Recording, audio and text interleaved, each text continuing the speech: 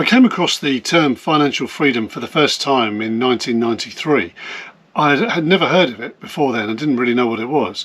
If you look up the definition of financial freedom, you'll see that it's basically having income coming in without having to work for it in the traditional way. So probably the most easy examples to talk about regards to that is pensions or annuities.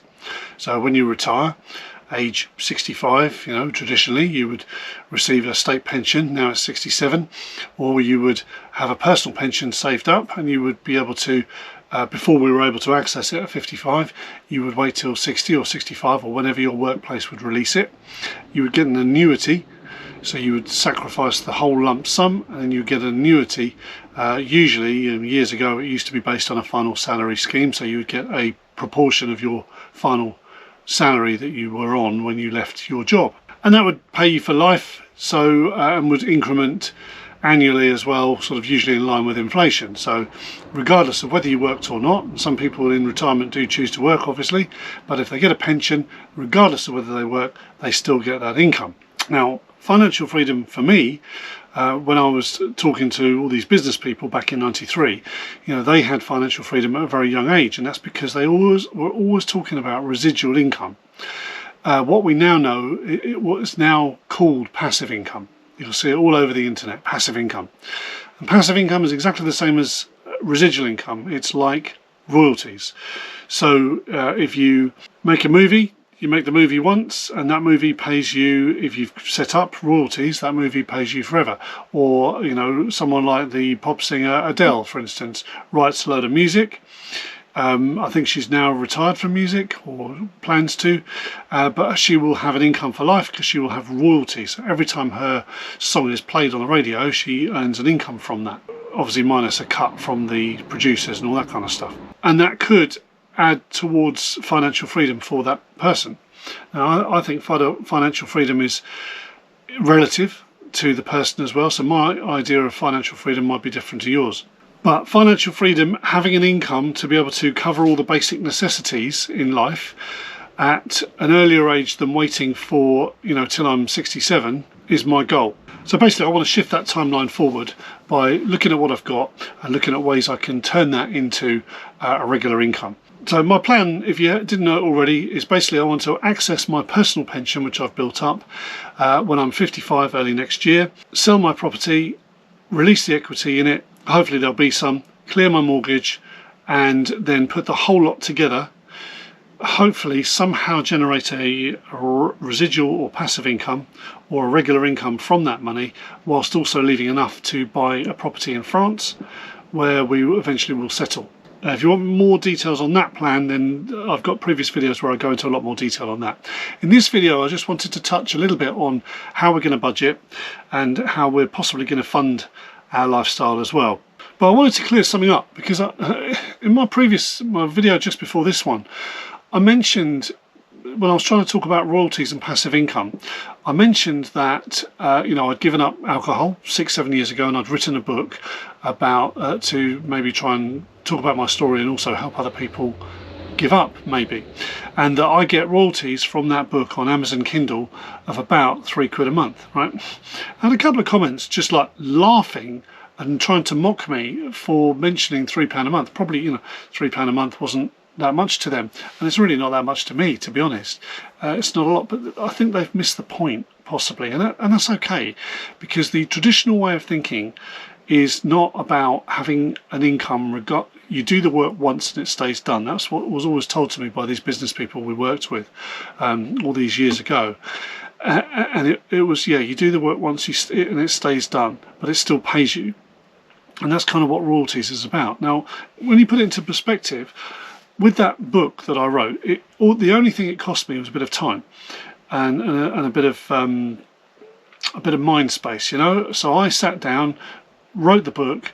Probably had a bit of electricity expense on my PC, but it didn't cost me any investment. I didn't have to pay to have it published on Amazon Kindle. They do that all for free. I didn't pay to market it, which is probably why it's only getting me £3 a month. But again, that's not the point. The point is, it cost me nothing to produce. It just cost me some time and effort.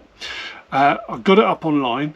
It now stays there permanently online, and then I've had that I get the odd purchase. So it varies, sometimes it'll be like £2, sometimes it'll be 5, 6, 7 quid each month. But every month I've had like a little royalty payment that comes into my bank account, and I keep forgetting about it. I just get this payment like from Amazon. I suddenly realise what it was. But the point with that is that that's for life. I won't go back and do that. I mean, I might do other books, but what I'm saying is that the work I did for that is done. I don't go in and tweak it every now and again. I don't have to do anything with it. I don't have to store books. It's all like digitally produced. So Amazon do all of that. I literally uploaded it the once and that's done. If somebody wants a paper copy, Amazon will print that. I don't have to store any paper copies or produce anything. I don't have to post anything out to customers. I don't have to deal with customers. All the customer service, complaints, returns, anything is all dealt with by Amazon, and they take their cut, obviously, and they just pay me a royalty left over at the end of each month. So that's true passive income. Now, all right, yeah, it's only 3 or 4 quid a month, but that's not the point. The point is that could be very easily scaled up. I just haven't done that yet, and that's something that I probably will plan to do when I've got the financial freedom, i.e. the money in the bank, and my outgoings are massively reduced, so all my debt's gone, no mortgage to uphold each month and that kind of stuff, and I will have the time, because I'm going to fill my time with something. So obviously, I'm going to be maybe sitting in the caravan for 6 months writing a load of books and getting those up on Amazon Kindle. I might be able to get that up to £100 or even £200 a month, which is really key for my budget, which I'm going to talk about in a minute. So when I got mocking comments about that, it's okay, because they obviously only understand the one model, which we're all taught in school. We're not taught financial freedom in school, are we? Otherwise we'd all be millionaires, or we'd all be retiring early and doing our own thing, and of course the government would hate that. So these people are obviously of the mindset that you exchange time for money and you get an hourly rate. Which is all well and good. Imagine a doctor is on hundreds of thousands of pounds a year, or at least £100,000 a year is my understanding. But if they stop being a doctor, that income stops. Obviously they can get retired off or pensioned off, but that's usually at a later stage in their lives. If you're a doctor and you stop being a doctor at 30, you don't still get paid to be a doctor, unless you're doing some kind of work, or if you've written a book about your work and then you're receiving royalties for that. Do you see what I'm saying? That's what I'm trying to get at. And unfortunately these people obviously don't understand that concept, and they might be loaded. They might have way more money than me and live a long retirement life that's much better than mine financially, but they still don't get that concept. But that's okay. It's not mainstream really. So another example, I used to mine, I'm not really into cryptocurrency, this is not what this channel's about, but I used to mine the cryptocurrency Ethereum. And what I used to do is, I don't know quite how I found out about it, but I just dug and dug and dug. You go down a rabbit hole on the internet, and I looked up YouTube, and this is before AI came on board with all the large language models like ChatGPT, which is even more useful now. But so I found out all this stuff myself, and what I did is I build PCs. I've always built my own PCs, my computers at home, from the ground up, because I just find that I can customize them a lot better. So I had loads of spare parts of PCs, and in fact I did have a computer business for a little while. That's a whole different story. But I built this PC, put it together with a nice little graphics card in, and I ran it off of my off-grid solar. So it was running 24/7. So at night time, when the sun goes in, it was running off a battery bank, and then in the daytime the solar topped up the batteries and ran the computer as well, and it was running 24/7. So once I had it all set up, that then was literally a residual or passive income. It was earning me Ethereum, which I was able to exchange for pounds and pence, and it paid my utility bills for, I think it was about a year, up to a year. So hundreds and hundreds of pounds I made. It was just at the right time when Ethereum was growing really, really quickly. Now the price is it's impossible to do that anyway now with a PC on Ethereum. They've made some changes, you can't do it. I don't think you can do it with any other cryptocurrency, not viably anyway, really. But this was making some serious money, and it was offset by the fact that my electricity was free for that PC. So again, that was another way. And so it's really just about thinking of innovative ways of generating an income without having to be there all the time. That for me is absolutely key. And also, just going back to the the £3 or £4 a month I get from the royalties for the book. I didn't invest anything to do that, just a bit of time and effort, as I said. But to get £3-4 monthly as like a dividend or in interest or whatever, or invested like in the stock market and stuff, you'd have to probably put anything from, I don't know, £500 to £1,000, somewhere in between that, invested. I didn't have to use any of my money at all, but that's what you'd have to tie up. So that's just how powerful that is. It's kind of, once you've done one, you can then just build on it, and then build on it and build on it. It's not like that when you take your eye off the ball, it goes back down again. It's like once it's done, it's done. It'll pay you for life. And so that's an important thing to note, I think. Now, a quick thank you to everybody who subscribed since the last video and everybody who's been subscribing since I started the channel. The channel's grown very, very quickly. We're way over 1,000 subscribers, just like that. I didn't even notice it go over 1,000. It was just madness. And for those who have asked ways of supporting the channel directly, there is now a super thanks button or a thanks button on every video. For those who do want to support the channel, I appreciate that. So the idea going forward is to have a budget. Certainly when we sell the property next year, we'll have our caravan to live in. So we're going to get the caravan, we're going to live in the UK for 6 months to a year. That's the idea. Do all the places, just tour all the places that we want, like Snowdonia in Wales. We want to go to the Lake District, Peak District. We want to go to Scotland. I've never been to Scotland, my wife has. North of England, we want to visit the Norfolk area where I've got a lot of family, and then work our way back round to the south coast and then maybe head to France. That's the plan anyway. And then when we're in France, we're going to stay in the caravan again, check out some different areas until we find somewhere we really like, and then we'll look to buy a property, and then we'll start applying for the visa. So you can't get the visa until you've actually got a place in France.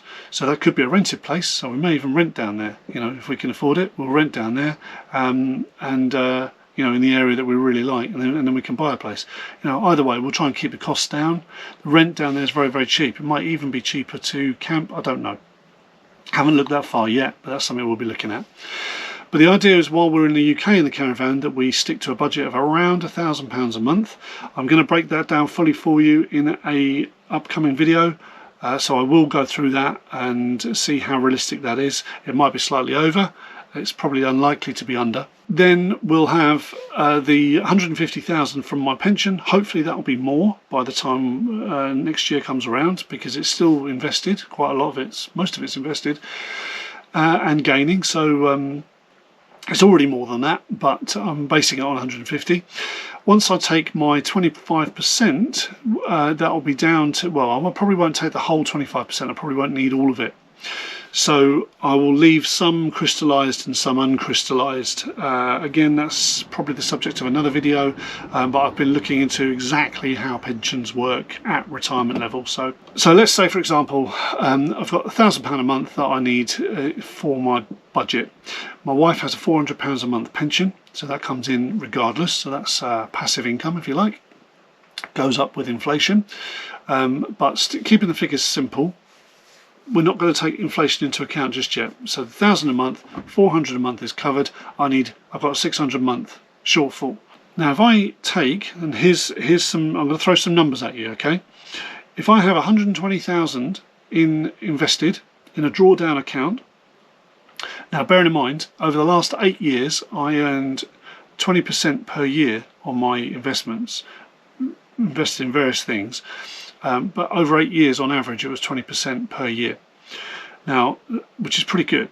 So I did manage to get some things right. But let's assume a 10% a year growth, which is entirely realistic and reasonable. So 10% growth a year. I want to take 4%.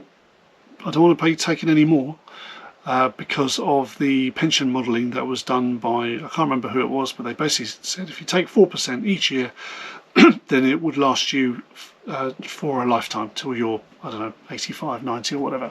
So 4% of 120,000 is 4,800, which is basically £400 a month. So I would then, so £400 a month plus my wife's £400 a month, that takes us to £800 a month. We still are £200 a month short. So that's where I've got to find find that. Now, we might find that the equity in the property, if I stick that in a drawdown account as well, or invest that, that might pay me £200 a month, in which case, happy days, we're all done. And then when we move to France, the £300 or so that I've budgeted, might be slightly more than that, for camping fees in the UK, in small like farmers locations, that £300 a month would be knocked straight off the budget, straight off the outgoings, because we're doing the house outright in France. And I don't even think they pay like a ground tax or council tax, because as long as you have one room that's completely not done up, then you don't pay it. That's why when you see properties for sale in France, they always have like an attic that's trashed, and that's the idea. Keep it that way, which that'll be very easy for me. So I'm sure there'll be other costs associated with it all, and I'll be putting all that onto my new spreadsheet. You've got to love a spreadsheet, but that's what I'm doing. But I'll be sharing that at some point. So as I say, the plan is to leave the capital in the drawdown account. Now, if it's earning 10% a year, you think, oh well, I'll take 4%. But it's earning 6%, therefore net it's going to be actually gaining 2%. Not exactly. The way it works, in my view, you might want to look at it this way. What if the 120,000 gains its 10%, so takes you up to 132,000? I then take 4%, so 4% would actually be 5,280 rather than 4,800, which would be £440 a month. So I'm already eating into that shortfall of 200. Do you see what I'm saying? And my money's growing quicker than that 2% net. I'm sorry to go into all the figures, but people have really asked for it, and people have shown me all these calculations on the comments and stuff as to how this can't work. I'm trying to show you how this potentially could work. So basically what I'm saying is I could potentially take, if I got it invested right, I could be taking income and my capital will actually grow. And so by the time I come, see, a lot of these people are saying, so a lot of people are saying that I can't do it, are saying, seem to be, oh, you got 150,000. They think that that's going to go in a current account or something. It's not going to earn anything. It's not going to do anything. And I'm just going to draw from that. Oh, you'll run out of money. You'll run out of money. Well, if it's invested right, no, I won't run out of money at all. In fact, I'll probably end up gaining money and have a big lump sum left when it's time for me to get my state pension, if I do get a state pension. So that would be great, wouldn't it? So that's the idea. I'm going to go into numbers a lot more. I'm going to do a lot of number crunching. I'm going to be putting formulas into Excel. I'm going to be checking this over and over, and I'm going to also be trying out different investments as well in the meantime, which I've already started just the other day with that City Investment Trust, which I think just went up quite a bit today, hopefully. So anyway, it was just to give you an example of what is going around in my head at the moment. It's driving me absolutely nuts. Of course, all I can think about is what we're planning, and now I'm getting into the finer detail. I've just got numbers running around my head. It's driving me absolutely potty, but it's all good fun, and I really hope I haven't lost you with all the numbers. I'm sure it will generate plenty of discussion, which is great. In the meantime, appreciate you watching. I'll see you on the next video.